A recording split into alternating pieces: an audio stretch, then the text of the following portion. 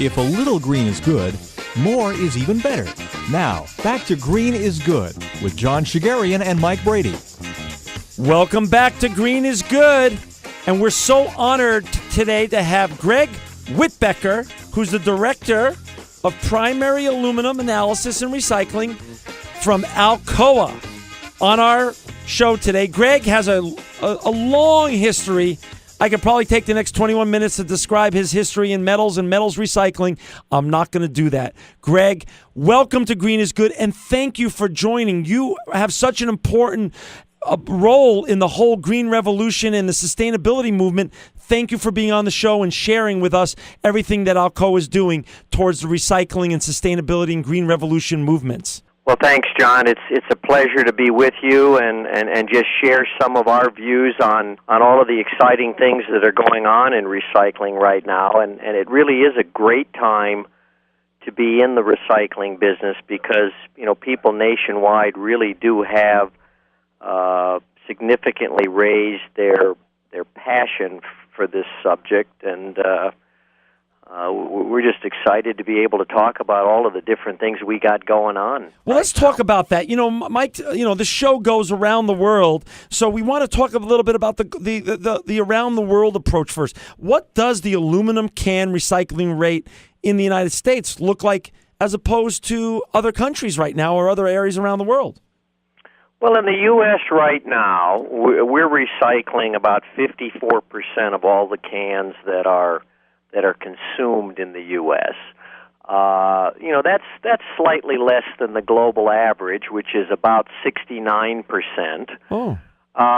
You know, we do have quite a significant variation, you know, by country, and in some cases there are some very, you know, pragmatic reasons for that. For example, Japan has an extremely high recycling rate, you know, well over 90%. Wow. But of course, you know, the Japanese being ever pragmatic, you know, they live on an island, it's a small place, and the Japanese very quickly realized that they had to become, you know, really good stewards of what land they had. So it's not a surprise to us that the Japanese lead the world or are amongst the world leaders.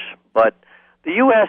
recycling rate is actually very comparable to what you see, you know, in Europe. I mean, individual countries in Europe are slightly higher than the U.S., but, you know, generally we're pretty comparable to the Western European experience. Great. So, you know, why don't you share, let's go to the base issue.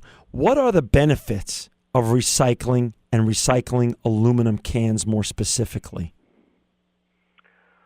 Well, aluminum, as the audience may know, is a fairly energy-intensive product to make, John.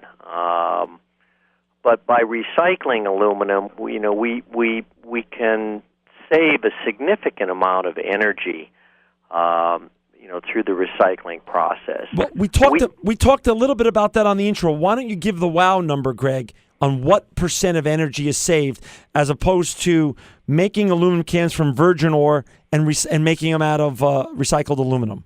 We can save about 95% of the cost to make aluminum product from virgin material. And I always find it interesting to give people some context because obviously people always say to me, well, what 95% of what? And here's an interesting statistic. Okay. The energy you would save in recycling 1 ton of aluminum would provide enough electricity savings to allow the typical American household to run their home for 15 months. Unbelievable. A lot of electricity. And, when people talk about, gee, what can I do to help the environment? We always say recycling aluminum is a really simple thing to do, and you can get a direct economic benefit that hits the bottom line. Greg, let me ask you one question. You said, I want to make sure I got the numbers right, because I like to quote stuff like this to friends and family. So recycling a ton of aluminum cans or any aluminum, saves enough energy so that a typical American household could get 15 months worth worth of electricity? That's right. That's okay. right. Now, It's a pretty astonishing number.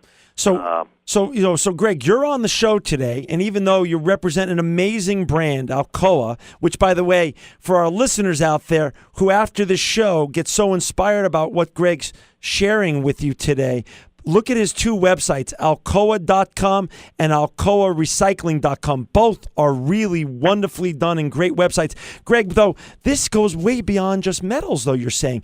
The issue of recycling and recycling aluminum is also an energy issue, you're saying. Absolutely. I mean, all recycled materials, save varying amounts of electricity. Aluminum happens to be one of the more, prominent examples. But even recycling, plastic bottles, paper, and glass save energy. And I mean, all of us as individuals are aware of we've gone through these energy, bubbles, and energy Sure. prices have been very expensive. It just stands to reason that if we could conserve energy consumption, Sure. it might help to, mitigate price increases in energy. So recycling is a very good way to try to reduce energy consumption. And of course, we're all well aware of the ongoing discussion about global warming and our carbon footprints. And recycling is a very easy way for the average person to have an immediate impact on their carbon footprint. If you recycled all those aluminum cans and saved all that electricity generation, you would effectively be reducing the carbon footprint of that individual. So that's a great point. So there's a landfill benefit, and we're not filling up the landfills. There's an energy benefit, which then simple solution, recycling cans, leads to complex problems can get solved by that. The energy problem, which is very complex, as you well know, can be partially solved by something as simple as recycling cans. Yeah, and John, one of the things that we've been on record for about 2 years ago, stating a pretty ambitious stretch goal. I mentioned earlier our recycling rate's about 54%. Right. And we went on record quite publicly 2 years ago and said we wanted to raise the rate to 75% by the year 2015. Right. And people said, wow, that's a pretty ambitious goal. Has it ever been that high? And we said, well, no. The highest it's ever been has been 68%. But you've got to have a stretch goal out there, right, to really give people some understanding of how important it is to really do this. So. We agree. So tell our listeners, and tell Mike and I, what is Alcoa doing to reach that stretch goal? Give us some of the simple steps that you're doing right now that can get the United States to that goal. Well, I think from having spent an awful lot of time, visiting with the average person on the street, I think the number one comment we get from people is, it's just not very convenient to recycle. I don't know where to go to recycle. What can I do? And so one of the first things that we focused our efforts on is trying to provide an element of convenience to people so that to recycle is as convenient as simple as finding, a wastebasket or a trash can somewhere. We always like to point out to people that when you walk into a room or you walk into a business, you would be shocked if there was not a trash receptacle in that room or in that facility. And our long-term vision is there ought to be a recycling bin everywhere you see a trash can. You're right. So convenience is important, and one of the things that we've done over the course of the last 3 years is distribute at absolutely no cost nearly 100,000 plastic recycling bins, nationwide. We've done this in 19 different states up until 2010, and in 2010 we're hoping to expand to as many as 30 states. And we're working with local state recycling organizations to provide bins that just provide people the ability to have something to throw it away into and take to recycling centers. We've also worked with quite an innovative concept that was pioneered by a company called Recycle Bank, which you may have heard of. They've been a guest on our show. Ron Gonen, the president's been a guest on our show. Well, we have a wonderful working relationship with Ron's company and have actually worked in Phoenix, in Houston, in Philadelphia, and a number of other demonstration projects where they've set up these rewards-based programs, and in every single case, the program has been a phenomenal success. Where they've launched the pilots, the recycling rates have gone up enormously, and the reason is very simple. You give people a convenient way to do it, and people will respond and do the right thing. You're right. So convenience, you're saying, is a common theme to making the recycling rates in the United States get higher. That's right. And the other thing is we do have to develop more infrastructure in the system to process these materials and make it cost-effective for these materials to be recovered. I mean, recycling is, in its own right, as an environmental objective, is a great thing to do, but it has to be run like a business, and we look at it as another form of business. Well, and you're right, and so, but I'm just going to refer to some of these wow facts that Mike and I found on your great website. Thanks for Recycling is one of these wow facts. In 1972, 53 million pounds of aluminum cans were recycled. Today, that amount is exceeded by 1.6 million pounds, 1,612,000,000 pounds of. So the rates are just going. You guys have really done a brilliant job of helping to encourage the United States recycle aluminum. Another one: Americans earn about $1 billion a year recycling aluminum cans. So you could earn money recycling and encouraging other people to recycle. Well, we're biased, of course, because we're in the aluminum industry, John. But we always like to say that aluminum is the recycling champion in terms of helping to drive the recycling of a whole host of materials. I mean, aluminum and steel and metallics are typically less than 10% of the stream of materials that go through a typical curbside recycling system. Right. But they generate over 40% of the revenue. Okay. So you bring aluminum is really what helps power the success of not just can recycling, but paper and glass and all these other materials, benefit as well. You're right. So I want to stop on that point because that's a great point that you just made, Greg. So aluminum is the champion. Explain then to Mike and I and our listeners what is the infinite recyclable package that aluminum is, so we understand how this can keep getting recycled and what does infinite recyclable mean. Well, because of the basic nature of metals and specifically aluminum, we have a very unique package in that the typical aluminum can that an individual recycles today will be back on the shelf as a new beverage in 60 days or less. Unlike some of the other materials that are recycled, our cans have the ability to go right back to our facilities in the United States, where we process 100% of the material we collect in the U.S. is processed in the United States, generating U.S. jobs.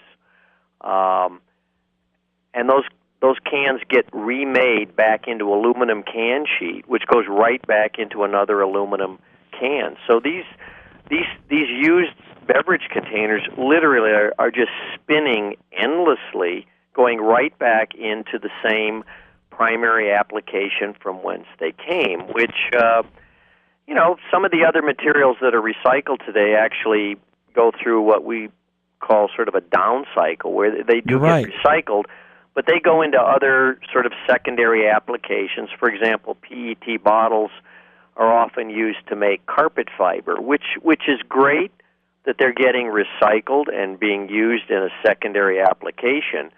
But then, that carpet fiber doesn't necessarily get recycled, an infinite number of times. Our product just keeps going around, literally endlessly. So infinitely recyclable is just another great term for cradle to cradle.